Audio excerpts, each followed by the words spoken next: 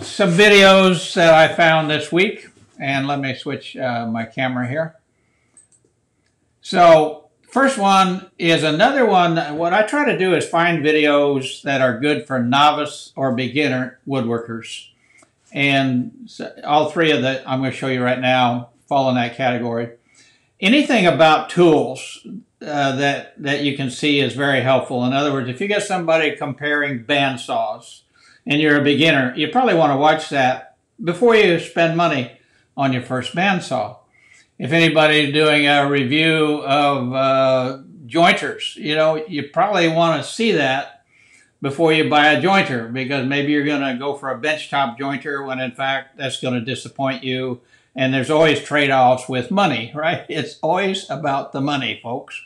So anyway, it's just, I have a number of things in my workshop now that I need to replace because I didn't take enough time and do enough research and watch enough videos. So hopefully some of what I'm going to point out to you will help you. So a couple of them today are about bench planes. One is wood for Wright. And his is called, let's see, will that expand? His is called The Good, the Best, and the Ugly, Choosing a Hand Plane. And what he does is he talks about a little Harbor Freight plane and older Stanley, less expensive, and then a new one from Tay Tools, and then I think a Veritas. And he also discusses Lee Nielsen. And he gives you kind of a basic education, really good, about, what are the trade-offs and why is it that Harbor Freight bench plane is probably not going to be the one that you want to get in spite of the price. So anyway, that's the first one, Wood by Wright. You can see what that one is. The second one is a fellow that I really like his stuff, and that's Jon Peters. And Jon released a video this week showing how he makes a curve to a tabletop.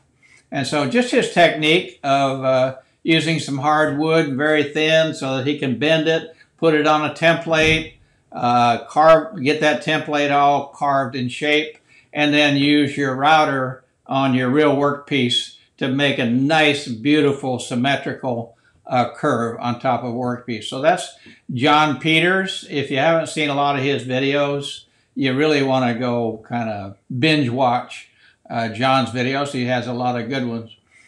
Coincidentally, although I didn't get a chance to look at it, but I see William Ng, who's a new member of our group, famous guy, the William Ng Woodworking School down in Southern California. He posted a new video, and again, I haven't reviewed it, so I'm not going to recommend it, about how to make push sticks.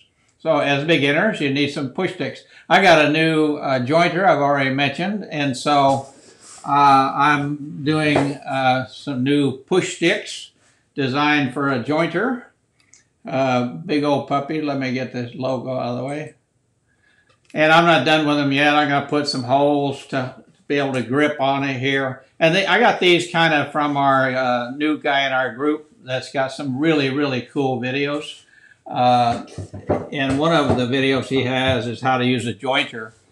And that's his YouTube channel where you could find that is called Building Guru, G-U-R-U.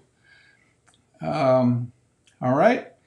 And then the third one that I recommend is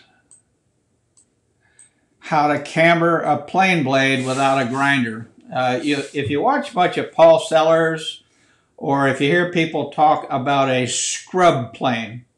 Now a scrub plane is kind of a plane with a rounded over bevel, pretty substantial on the blade, and then that will take off a lot of material. So you don't want to kill yourself, trying to take off a quarter of an inch or an eighth of an inch or anything using a number 4 smoothing plane, because it'll take you forever to do that. And so you want a scrub plane. So this fella, I don't know if I can pronounce his name, Bob Rozaieski, Bob Rozaieski, has a good YouTube channel. And I will put the links to these 3 videos in the description down below. And so you can just wait for that. It'll be in the, as additional comments, and then you can hit those links. All right. Let's see. Anything else I want to talk about in my shop? Let me kind of give you a view of my shop. Let me kill this video thumbnail.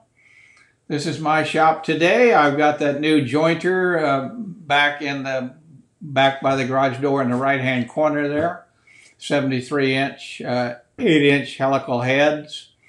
And I probably am deciding that this dust collection you see in the left-hand wall, that's one of the items I bought that I should have done more research. That's just a little 1 horsepower.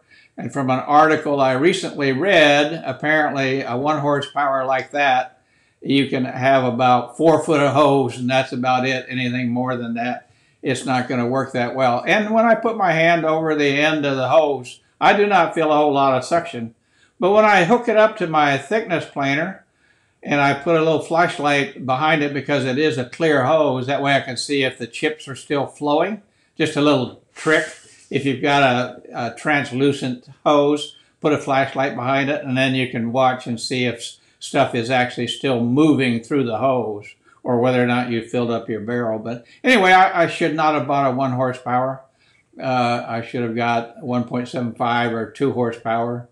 But again, I got a small shop. I also have a really strong 6.5 horsepower Craftsman shop vac, and frankly, I use that sometimes if I'm not going to do massive thickness planing or stuff. I use that on most of my smaller tools, like my drill press, my mortising machine, and my bandsaw, and sometimes on my thickness planer. So anyway, that's what we have today. Let me call Gary one more time, see if he answers.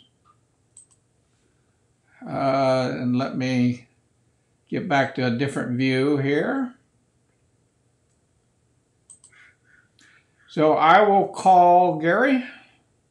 He hasn't answered before, so I doubt if he's going to answer now. I'm in California. Gary is in Brisbane, Australia area.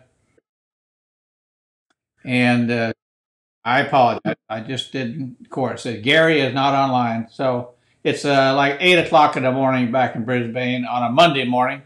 Maybe he got some work, or maybe he sleeping in. Well, that's it.